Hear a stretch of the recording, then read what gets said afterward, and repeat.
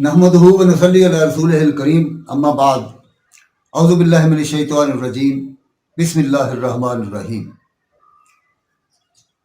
दोस्तों, कल की नशिस्त की बात जहां हमने छोड़ी थी वहीं से आज फिर हम शुरू करते हैं। इस सिलसिले को वहीं से जोड़ते हैं। तो हज़रत हूद अलैहिस्सलाम ने उन्हें अल्लाह की इबादत करने का हुक्म दिया और उसके अहकाम की तामील करने और उससे मग़फ़िरत तलब करने की तरगीब दिलाई और ईमान ना लाने की सूरत में दुनिया और आखिरत की सज़ा की वईद बयान फरमाई। तो कौम के काफिर सरदारों ने कहा, बिलाशुबा तुम हमें अहमक नजर आते हो।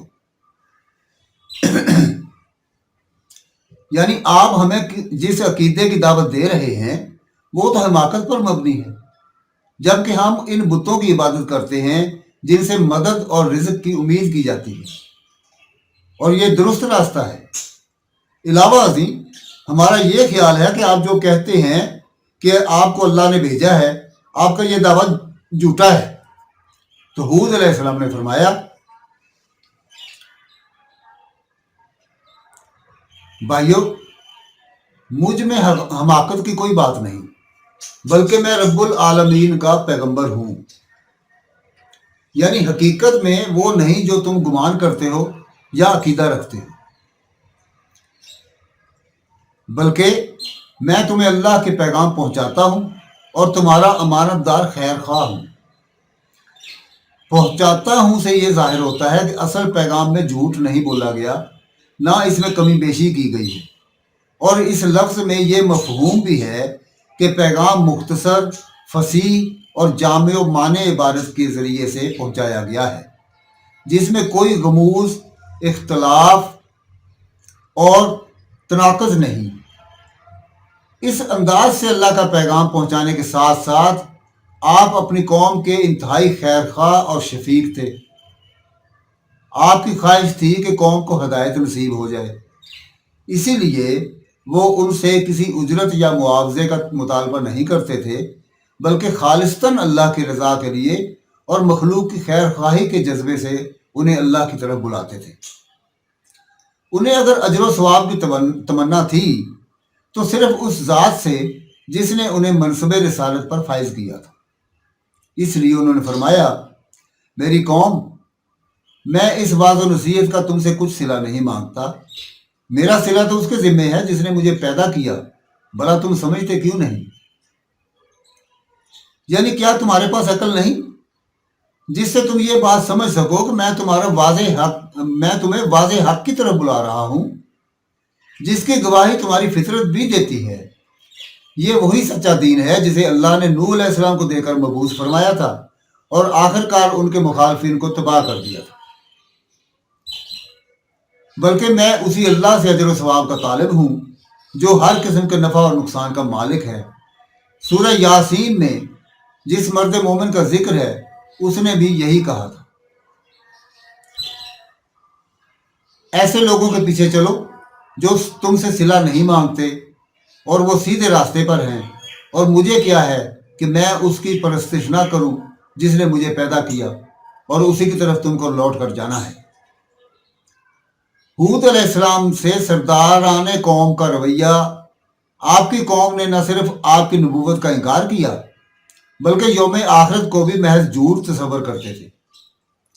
अल्लाह ताला ने उनके बातिल क़ियासात को यूं बयान फरमाया है, उनकी कौम के सरदार जो काफिर थे और आखिरत के आने को झूठ समझते थे और दुनिया की जिंदगी में हमने उनको आसूदगी दे रखी थी, कहने लगे कि ये तो तुम्हारे जैसा आदमी है, जिस किस्म का खाना तुम खाते हो इसी तरह का ये भी खाता है, और जो पानी तुम पीते हो इसी किस्म का ये भी पानी पीता है, और अगर तुमने अपने ही जैसे आदमी का कहा मान लिया तो घाटे में पड़ जाओगे। क्या ये तुमसे ये कहता है कि जब तुम मर जाओगे और मिट्टी हो जाओगे और इस्तख्वान यानी हड्डियों के सिवा कुछ नहीं रहेगा तो तुम जमीन से निकाले जाओगे?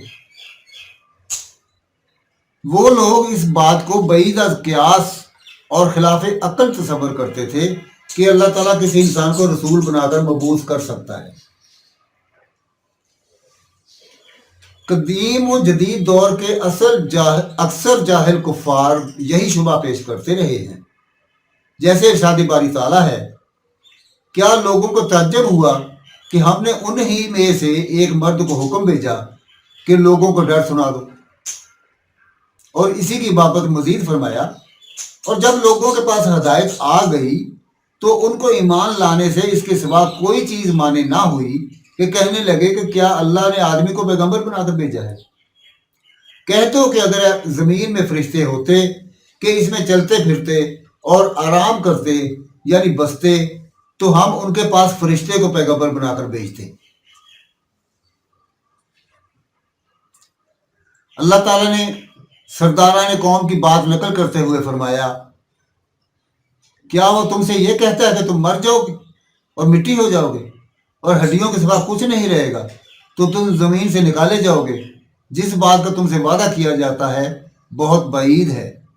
زندگی تو یہی ہماری دنیا کی زندگی ہے کہ اس میں ہم مرتے ہیں اور جیتے ہیں اور ہم دوبارہ نہیں اٹھائے جائیں گے۔ یہ تو ایک ایسا آدمی ہے جس نے اللہ پر جھوٹ افطرا کیا ہے اور ہم اس کو ماننے والے نہیں۔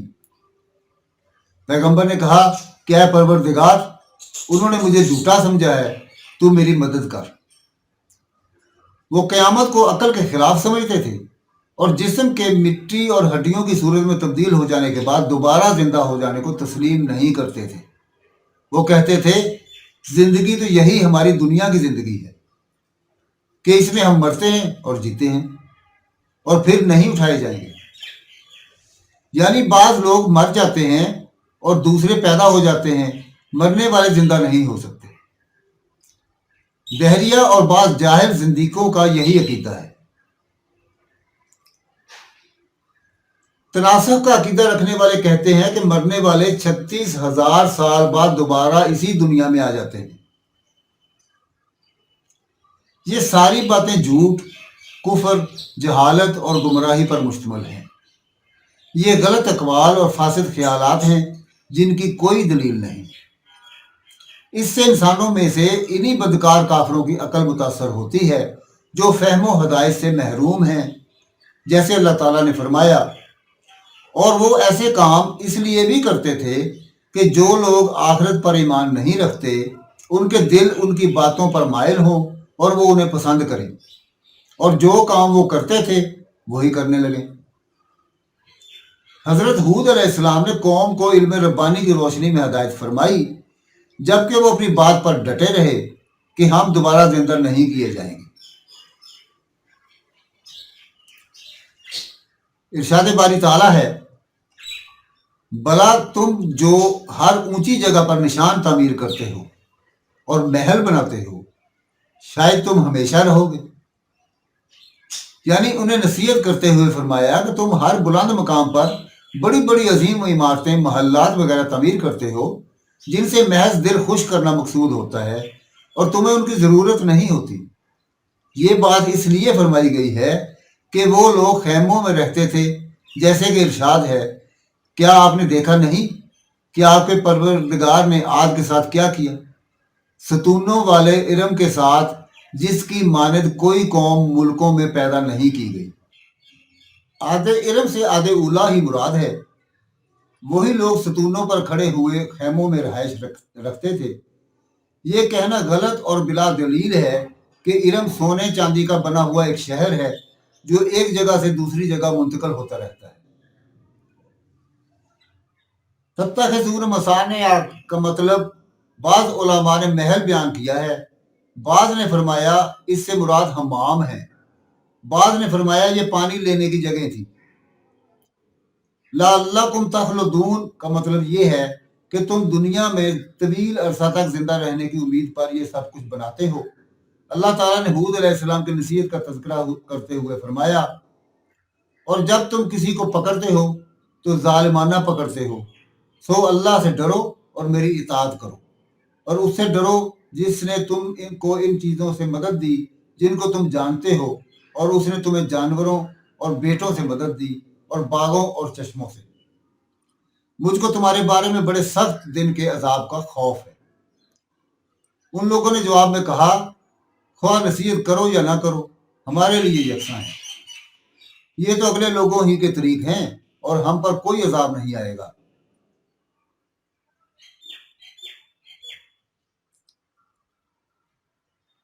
لفظ خا لفظ خلق، خا کی زبر سے خلق پڑھا گیا ہے اور پیش سے خلق بھی پڑھا گیا ہے۔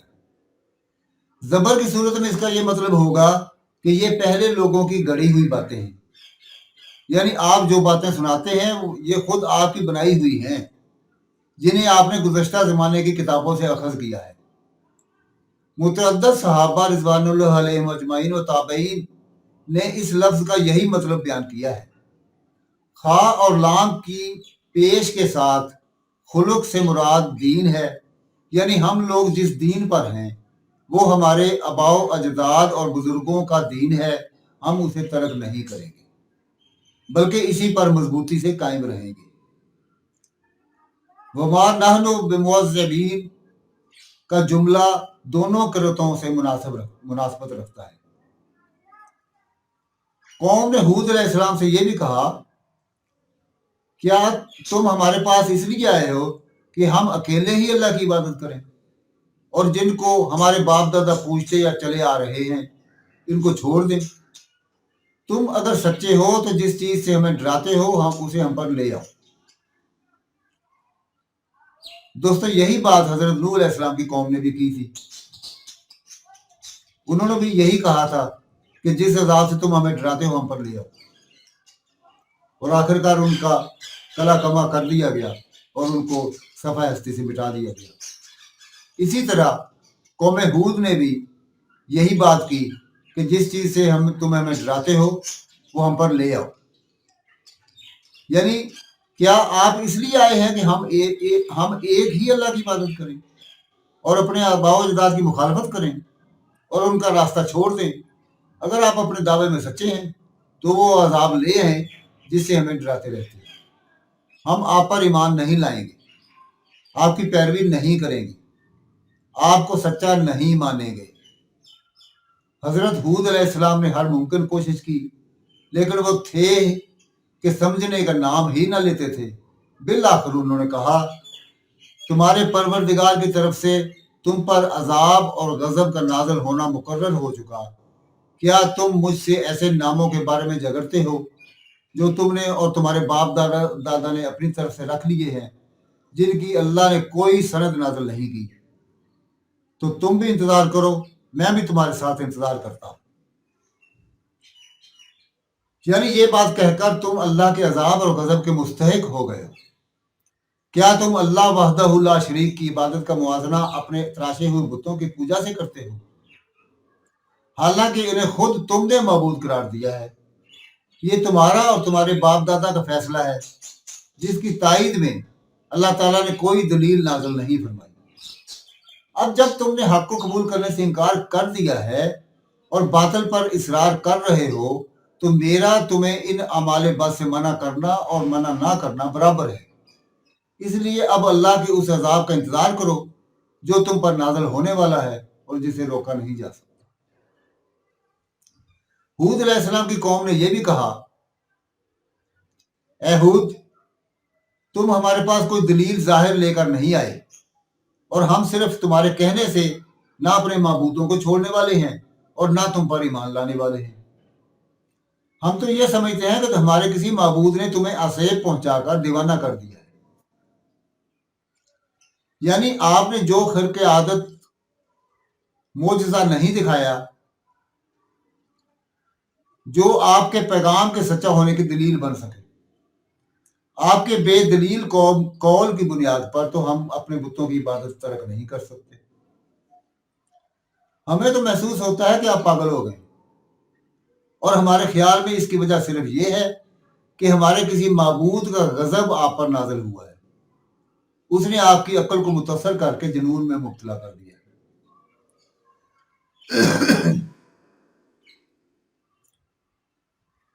دوستو،